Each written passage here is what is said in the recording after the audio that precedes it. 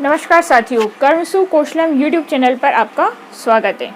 तो उपनिषदों की श्रृंखला में यूनिट 2 में जो हमने उपनिषद देख रहे हैं, तो अब आज सबसे आखिरी उपनिषद जो है बृहदारण्यक उपनिषद, जो कि सबसे बड़ा भी उपनिषद है, अब हम उसके विषय में चर्चा करते हैं।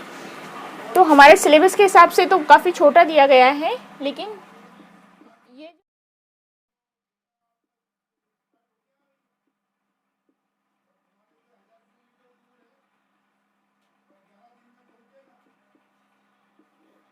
बृहदारण्यक उपनिषद, इसके नाम से स्पष्ट हो रहा है बृहद आरण्यक। बृहद यानी कि बड़ा, आरण्यक यानी कि वन, जंगल।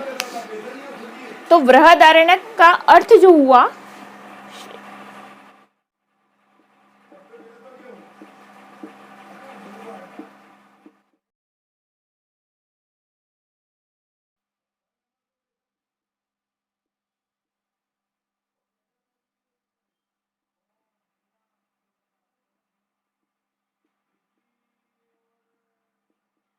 देखिए दो अर्थ हुआ। या तो बहुत ज्यादा ज्ञान का भंडार, आप देखो बृहद यानी कि बहुत बड़ा, और है वो ज्ञान का खजाना, मतलब जंगलों की तरह बहुत ज्यादा अथाह जिसको बोलते हैं। तो ये हुआ बहुत ज्ञान का भंडार। या फिर इसका अर्थ हुआ, इसका अर्थ है घने जंगलों में लिखा गया।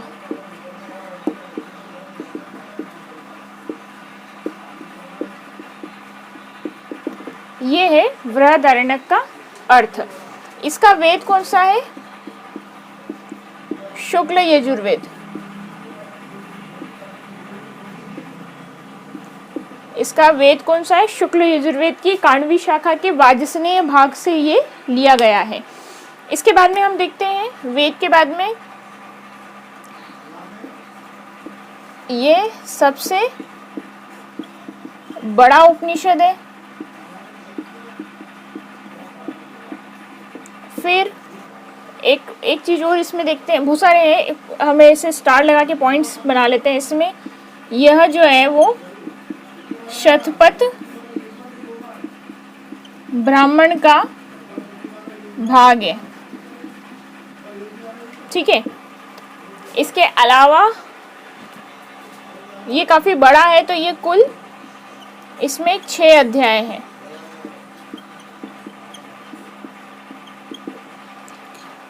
फिर जो एक प्रार्थना होती है, असतोमा सद्गमय, है ना, तमसोमा ज्योतिर्गमय, मृत्योर्मा अमृतम। तो ये जो अस्तोमा सद्गमय वाली जो प्रार्थना है,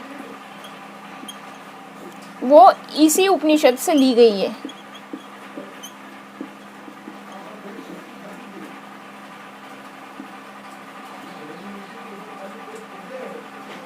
ठीक है, ये जो अस्तोमा सद्गमय वाली जो प्रार्थना है वो इसी उपनिषद से ली गई है।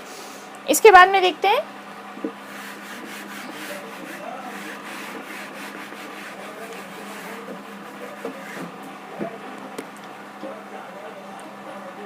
देखिए एक शब्द आता है नेति नेति, न इति। यह शब्द आप में से लगभग काफ़ी जनों ने सुना होगा, जिसने थोड़ा बहुत कुछ अध्यात्म का जो शुरू से ज्ञान रखता होगा। तो ये जो नेति नेति यानी कि न इति यानी कि जिसका कोई अंत न हो, इसका अर्थ क्या हुआ? जिसका कोई अंत न हो। तो ये जो नेति नेति करके ये किसके लिए संबोधित किया है इस उपनिषद के अंदर? ब्रह्म को, कि जो ब्रह्म है वो शब्दों से परे हैं। उनका जो वर्णन है, उनके बारे में जो वर्णन है वो शब्दों से नहीं किया जा सकता। इसलिए इस उपनिषद के अंत में ब्रह्म को नेति नेति यानी कि न इति, ब्रह्म शब्दों से परे हैं, उनको शब्दों में वर्णित नहीं किया जा सकता, ऐसा नेति नेति कह करके ब्रह्म को इसके उपनिषद में जो है वो अंतिम संदेश दिया गया है कि ब्रह्म जो है वो शब्दों से, जिसका कोई अंत नहीं है, वो कौन है? ब्रह्म, जो शब्दों से परे हैं। इसलिए ब्रह्म के लिए नेति नेति ये शब्द का प्रयोग इसी उपनिषद में किया गया है। ये नेति नेति शब्द जो है ये काफ़ी IMP क्वेश्चन इसका बन जाता है। तो ये हमने देखा। अब हम देखते हैं कि इसमें कुल 6 अध्याय हैं। तो ये जो 6 अध्याय हैं उनमें से 3 संवाद काफ़ी इसमें प्रमुख हैं। 6 अध्यायों में से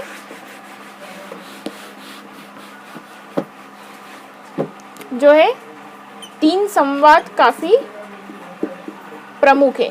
पहला संवाद हुआ है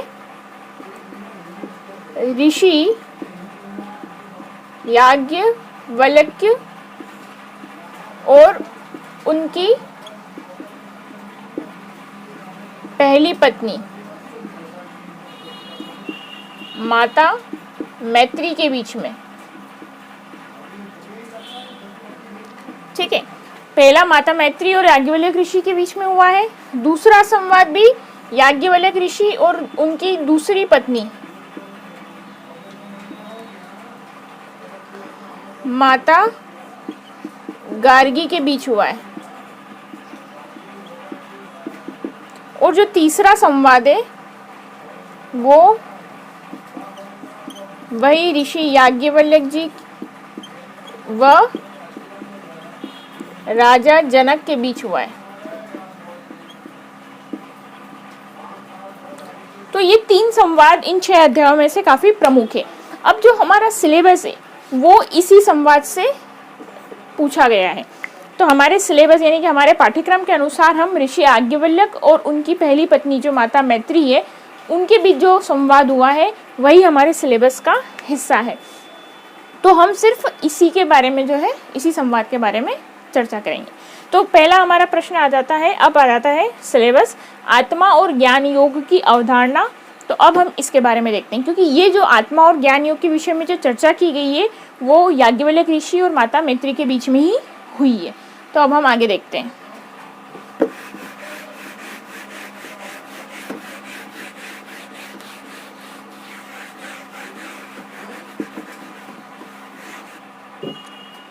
तो अब हम देखते हैं आत्मा और ज्ञान योग की अवधारणा। आत्मा और ज्ञान योग की अवधारणा। तो जो माता मैत्री हैं प्रश्न करती है ऋषि याज्ञवल्क्य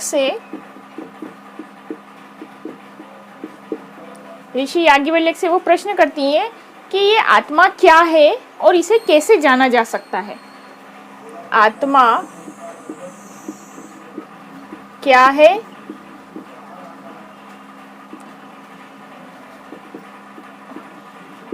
और इसे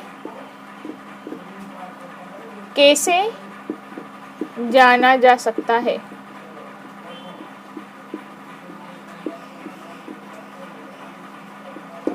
ठीक है, प्रश्न हो गया। माता मैत्री जो है वो ऋषि याज्ञवल्क्य से प्रश्न कर रही हैं कि आत्मा क्या है और इसे कैसे जान सकता है। तो देखिए, आत्मा क्या है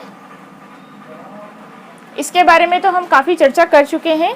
वही चीज़ें हैं कि आत्मा, इसमें याज्ञवल्क्य ऋषि फिर जवाब देते हुए माता मैत्री को कहते हैं कि आत्मा जो है व्यक्ति को निरंतर अपने आत्मा के स्वरूप का ही चिंतन मनन ध्यान आदि आदि करना चाहिए। उसी के बारे में विचार मंथन चिंतन मनन जो है निरंतर आत्मा के स्वरूप के बारे में ही करना चाहिए। आत्मा जो है वो क्या है, अजर है, अमर है, अविनाशी है, सर्वथा शुद्ध है ना। और क्या है, आत्मा को न मारा जा सकता है। तो ये सब बातें आत्मा के बारे में वो बताते हैं। तो आत्मा यही है, आत्मा न मरती है न आत्मा जन्म लेती है ना। तो आत्मा अविनाशी है, अजर है, अमर है, सर्वथा निर्विकार है, सर्वथा शुद्ध है, ये आत्मा है। और व्यक्ति को आत्मा का ही स्वरूप का नित्य निरंतर चिंतन करना चाहिए। और इसे कैसे जाना जा सकता है, तब ऋषि कहते हैं कि इसे ज्ञान योग के द्वारा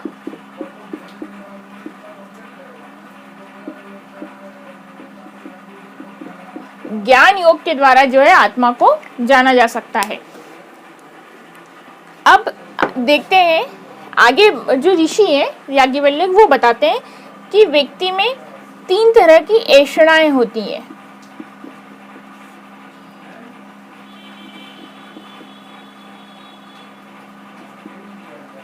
ऐष्णाएं मतलब इच्छाएं। 3 तरह की ऐष्णाएं होती है। एक तो है लोकेक्षणा। लोकेक्षणा यानी कि इस संसार में, इस लोक में जो है काफी पद, प्रतिष्ठा, यश, ऐश्वर्य आदि प्राप्त करने की इच्छा रहती है व्यक्ति को। दूसरी होती है वित्तेषणा। लोकेशना यानी कि लोक में बहुत ज्यादा यश, ऐश्वर्य, मान, पद, प्रतिष्ठा आदि प्राप्त करने की इच्छा। वित्तेषणा यानी कि वो ये चाहता है कि उसके पास वित्त यानी कि धन, यानी कि उसके पास में बहुत ज्यादा धन हो, बहुत ज्यादा, सबसे ज्यादा पैसा हो, तो वो वित्तेषणा। और तीसरा होती है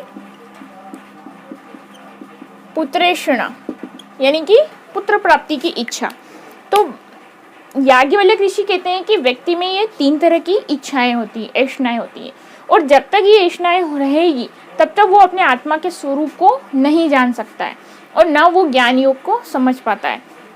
लेकिन जब वो ज्ञान योग को समझेगा और ज्ञान योग के जो भी साधन है उनको निरंतर करेगा, तो व्यक्ति की ये तीनों ऐष्णाएं जो है समाप्त हो जाती है। और जब व्यक्ति की ये तीनों ऐष्णाएं समाप्त होगी तो ही वो ज्ञान योग के द्वारा आत्मा के स्वरूप को जान पाएगा। तो अब आपको पूरी बात समझ में आ गई होगी कि आत्मा क्या है। आत्मा के स्वरूप, आत्मा सर्वथा शुद्ध अविनाशी है। आत्मा ही जो है परमात्मा है, आगे हम पढ़ेंगे। तो आत्मा क्या है, वही परमात्मा है। तो आत्मा के स्वरूप को जानने के लिए ज्ञान योग का सहारा करना पड़ता है। लेकिन ज्ञान योग कब फलीभूत होगा, जब ज्ञान योग के द्वारा, जब व्यक्ति ये तीनों ऐष्णाओं को, जब व्यक्ति की ये तीनों ऐष्णाएं समाप्त हो जाएगी, तो ही वो ज्ञान योग के द्वारा जो है आत्मा के स्वरूप को जान पाएगा। अब ये तो बात आ गई समझ में कि व्यक्ति में ये 3 तरह की ऐष्णाएं यानी कि इच्छाएं होती हैं। तो व्यक्ति जो है ज्ञान योग, जब तक ये तीनों ऐष्णाएं रहती हैं तब तक न तो वो ज्ञान को समझ पाता है, ना आत्मा के स्वरूप को समझ पाता है। तो अब ज्ञान योग क्या है, यानी कि किसी भी चीज का ज्ञान। किसका ज्ञान, आत्मा के स्वरूप का ज्ञान। ज्ञान योग क्या है, इस उपनिषद में, इस संवाद के अनुसार, कि ज्ञान का मतलब, ज्ञान योग यानी कि ज्ञान, यानी कि किसी भी चीज, वस्तु का ज्ञान। अब किसका ज्ञान, आत्मा के स्वरूप का ज्ञान। अब व्यक्ति को आत्मा के स्वरूप के ज्ञान के लिए 3 साधन बताए हैं। ज्ञान योग के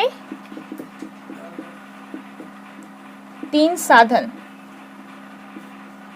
पहला है श्रवण, दूसरा है मनन और तीसरा है निधि ध्यानासन। ये क्या है, ज्ञान योग के 3 साधन बताए हैं।